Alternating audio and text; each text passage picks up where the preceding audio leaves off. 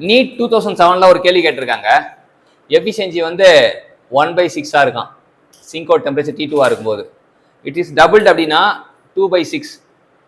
அப்போ when it is reduced by 62 degree Celsius, ரெடியூஸ்னா செல்சியஸ்னாலும் கெல்வின்னாலும் கழிச்சோன்னா ஒன்றே தான் வரும், டிஃப்ரென்ஸ் இன் டெம்பரேச்சர். இப்போ நம்ம டெல்டா டி வந்து நம்ம படி எவ்வளோ மாறுதல் வருதுன்னா 62, சரியா, 62 டிகிரி செல்சியஸ் அப்படின்னு சொல்லிட்டு சொல்லலாம். 62 டிகிரி செல்சியஸ் அப்படி சொல்லலாம். இப்போ நீங்கள் பார்த்தீங்கன்னா நமக்கு T1 தான் கேட்டிருக்காங்க. T1 equal to delta t by delta eta.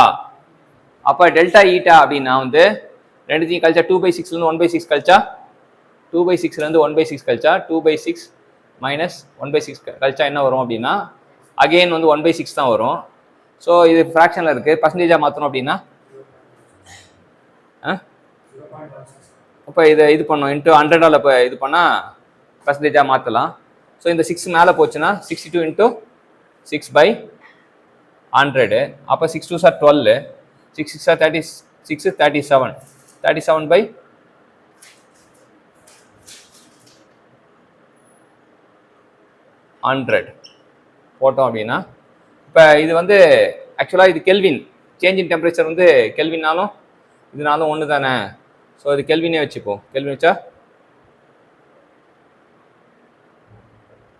Celsius ஒரே நிமிஷம். அப்போ இது 3.72 3.72. ஆனால் ஆக்சுவலாக வந்து நமக்கு ஏதோ அடி வாங்குறான். சரி தம்பி, அதை பாஸ் பண்ணிடு.